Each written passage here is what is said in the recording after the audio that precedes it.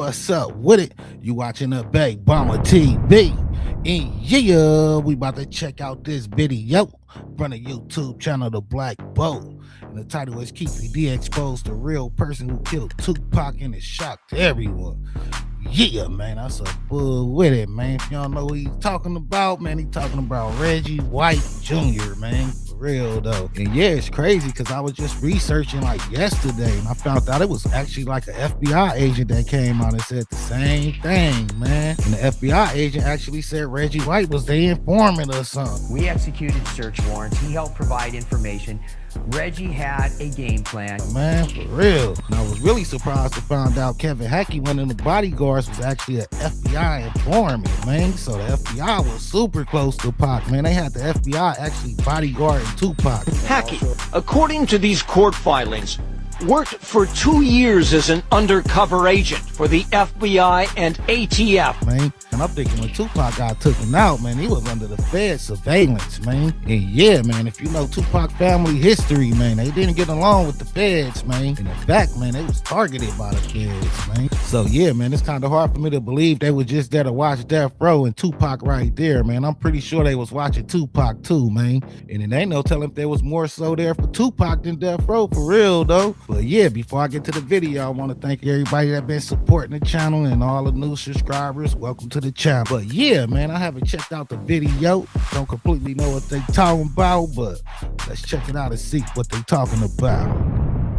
Keefe D, we know, has confessed to being involved in the murder in his book, On the Art of Dialogue, on Vlad and other platforms, but has since recanted and pointed the finger at Reggie the Rat Wright Jr. Prove that I orchestrated this. You know what I'm saying? Your key witness orchestrated this. They top witness is the lead suspect. For almost 30 years, one man held the truth about who killed Tupac Shakur and stayed quiet. Then he got arrested. And suddenly, sitting in a jail cell with nothing left to lose, Dwayne Keffy D Davis opened his mouth and pointed his finger somewhere nobody expected. Not at a rival gang member, not at some random stranger. He pointed straight at the man who was supposed to be protecting Tupac that very night.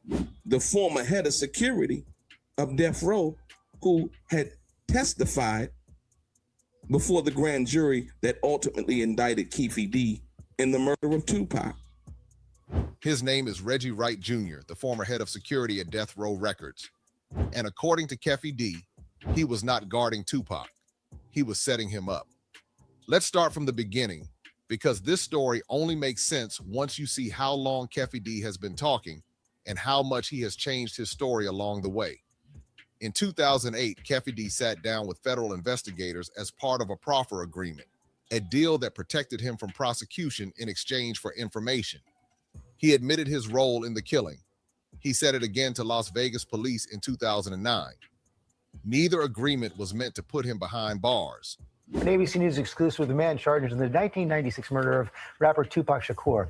Dwayne Davis is speaking from behind bars for the first time. He insists he's not the killer. Then he kept talking anyway. Interviews on Vlad TV, appearances on BET. And in 2019, a published memoir called Compton Street Legend, where he laid out in detail how the gun got into the car and how the shooting happened. For years, he told this story like a man who knew nobody could touch him. He was protected by his own past deals. He thought the door was locked behind him for good. He articulated a whole lot in his book on various platforms to his involvement in the murder. So he's going to have to be as vocal and as detailed as he was in him basically saying what his involvement was as he is as into alleging anybody else's involvement. Then in September, I ain't gonna lie, man, they kind of sound like he was working with the Feds or something, you know what I mean? And yeah, man, it ain't no telling if this was like some sick cover-up or something. It seemed like whatever deal he made, he thought it was gonna protect him to the fullest, but it seemed like obviously that wasn't the case, though. November 2023, Las Vegas prosecutors walked through that door anyway and arrested him for first-degree murder. The man who spent over a decade narrating his own crime suddenly had to defend himself against it. That is when everything changed. Keffy D. Davis says the night of the murder, September 7th, 1996, he was in Los Angeles, 300 miles from the Las Vegas intersection where Tupac Shakur was gunned down. Prove that I orchestrated this. You know what I'm saying? Your key witness orchestrated this. They top witness is the lead suspect. The defense pointing to someone else, Reggie Wright Jr., a former cop and security guard for record mogul Suge Knight, who was driving the car Tupac was in the night he was shot. With the shooting were made under duress and for money, claiming he did not write his own memoir and was fed information by police. I shouldn't have said nothing. You know what I'm saying? Shouldn't have said nothing. And I'm innocent, man. In his first... I ain't gonna lie, man. You gotta wonder, like, did he get paid to say what he said, man? Is it really a cover up, man? I think it could be. You know what I'm saying? Think about it, man. It ain't no footage of Keefe D being around Orlando or nothing, man. So really, man, to be honest, it ain't no evidence of him really being there for real. Jailhouse interview since his arrest, Keffy D told ABC News he is innocent. He said the words plainly, "I ain't killed nobody, never did ever kill nobody." He claimed the memoir was not even his own writing, that he only gave the author details about his life and the rest was invented. Then in 2023, a That's breakthrough crazy. when prosecutors charged this man with ordering the hit, the only person arrested for Shakur's murder, who now tells ABC News authorities have the wrong man. I'm innocent. I ain't killed nobody, never did ever kill nobody. They don't have no evidence against me. Came and put me in Las Vegas. But here is where it I ain't gonna lie, I'm kind of starting to think they probably told him to say something about Puff to pit it on him because it was the East Coast versus West Coast war that they was falsely promoting. You know what I mean? It really wasn't no East Coast West Coast war, man. Because Tupac Outlaws was from the East Coast, so it don't even make no sense for real though. gets interesting. He did not just deny his own involvement. He named someone else as the real architect behind it all. Keffy D's legal team called Reggie Wright Jr. their top witness against him, and also their lead suspect. He labeled Wright Jr. and his security team mercenaries. In his telling, the man hired to keep Tupac alive that night had every reason to want him dead. One of the first people to go and testify in front of the grand jury, basically saying that, you know, Keefe D and the people that he were affiliated with was the ones who were responsible for the hit on Tupac Shakur and Suge Knight.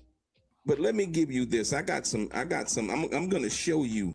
Reggie Wright Jr. did not stay silent. He told reporters it was heartbreaking to keep getting dragged into this. He said he was there to protect Tupac, not harm him, and called it one of the worst days of his life when he found out what happened. He also reminded everyone of something simple.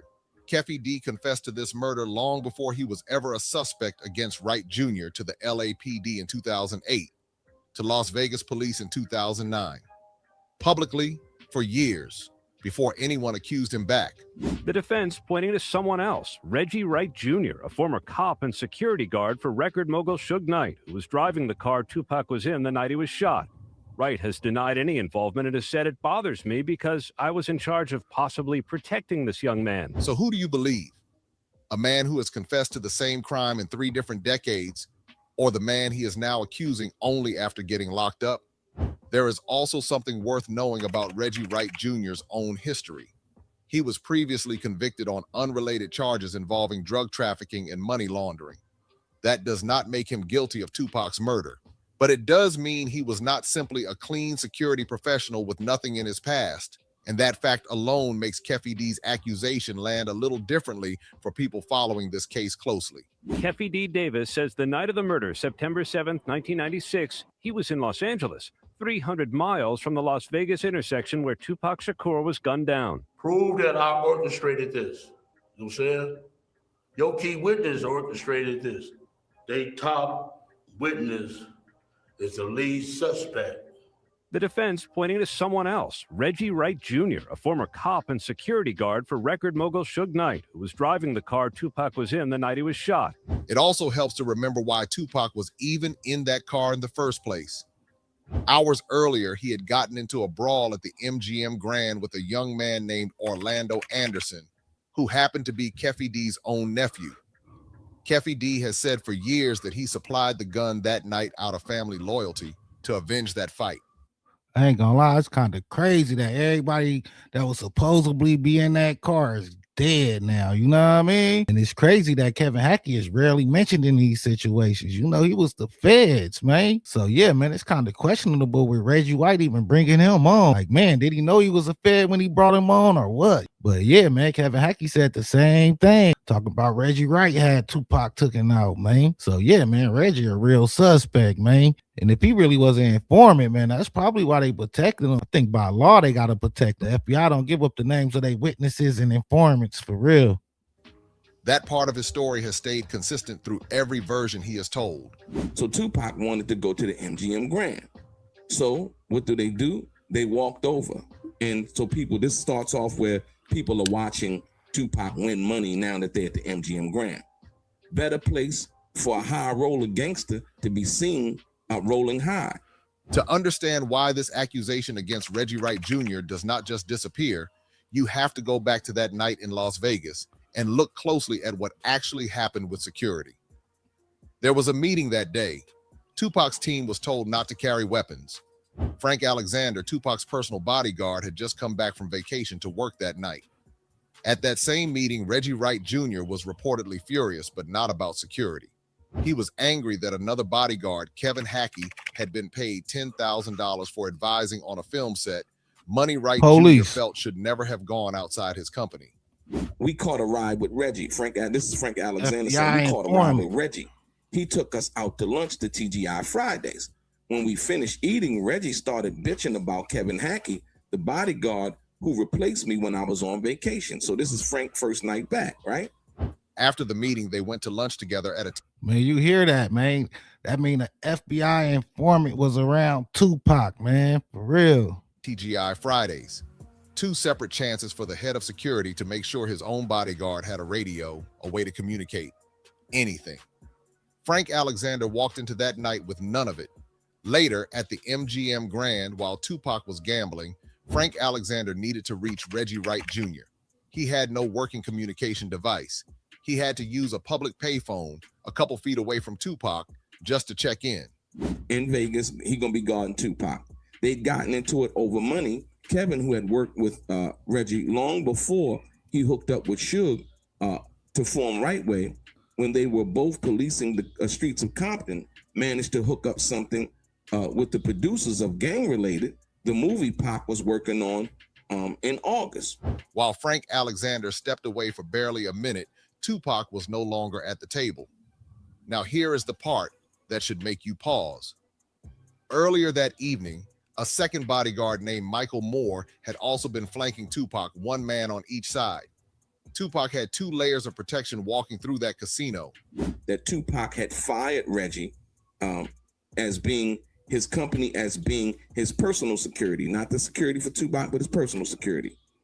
Saying that Kevin Hackey had got paid $10,000 for offering his technical advice on the shooting scenes. Reggie felt Kevin had undermined his authority by taking the 10 grand and still taking money from Right Way for bodyguarding. But when it was time... That's crazy, man. Getting paid as an informant, man, right next to Tupac like that, man. He ain't got paid to watch Tupac for longer, man. So yeah, man, the infiltration is real, man, for real, though. And like I was saying, man, Pac family history, man, Pac family do not get along with the feds, man, for real, though. You can almost say that Shakur is one of the FBI biggest enemies, for real. Time to head to the boxing match later that night, Michael Moore was suddenly pulled away. According to accounts from people close to the situation, Reggie Wright Jr. personally called Michael Moore and told him to step back from Tupac and to leave his gun behind. Frank Alexander did not know any of this was happening. Tupac himself noticed Michael Moore was missing and asked Frank to call Wright Jr. and find out where he had gone. Years later, Reggie Wright Jr. gave an explanation for all of this. He said Tupac never wanted security flanking him because he had no fear and would never agree to it.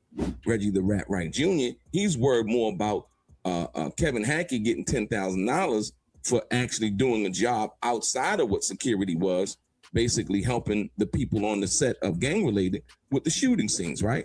So in essence, he's mad. He's actually mad about that. But listen, check it out now. But that claim falls apart the moment you look at footage from just days earlier at the MTV Video Music Awards in New York. Tupac is seen holding a walkie-talkie in his own hand. Michael Moore stands beside him with an earpiece in his ear. There were 2 guards on him that night too, fully equipped, fully connected. So in New York, Tupac had full security with full communication. In Las Vegas, on the one night it mattered most, his bodyguard had no radio and his second guard had been quietly pulled away just hours before the shooting. I ain't gonna lie, man. I will say, man, I know for sure Tupac didn't like the police, man. I remember one time I had an argument with him in the studio, man. We was in the studio, and he's, he on his rant. Man, this, the fucking police, all them police, all fucking police could die as far as I'm concerned. I'm sitting in the chair like, my nigga, you've been to my house. My mom's has made food for you. You've met my whole family. You know goddamn well my brother's a police officer. Stop talking like that. All police, motherfucker, all of them. So knowing Reggie was hiring police and all that, man, he probably didn't want the police around him no more, man. You know what I mean? Probably ain't trust him. And as we can see, man, his gut feeling probably was right because it was an FBI informant bodyguarding him. You know what I mean? So yeah, man, I think Tupac didn't trust the police bodyguarding him from the jump anyway. And I think he had like some issues with Suge about that too, using the police. He had got beat up by the police and everything, man. You learn to be a nigga, Scars. Who did that to you? Oakland Police Department. Tupac wasn't feeling the police. And prosecutors say Davis incriminated himself in his 2019 memoir, Compton Street Legend, and in this on-camera interview. You said the shots came from the back. Who shot Tupac? The keeper for the code of the streets. It just came from the backseat for him. Davis now says his previous admissions connected with the shooting were made under duress and for money. Suge Knight, who was driving the car when the bullets came through, has said publicly that he had 2 of the best guys assigned to Tupac that night. He also said he personally called the venue and asked for 5 more security guards before the fight. He was told there was nobody available. 2 of his best guys pulled apart, no backup approved, no radio for the 1 guard who remained. If this was simple bad luck, it is an extraordinary amount of bad luck stacked on top of itself in a single evening.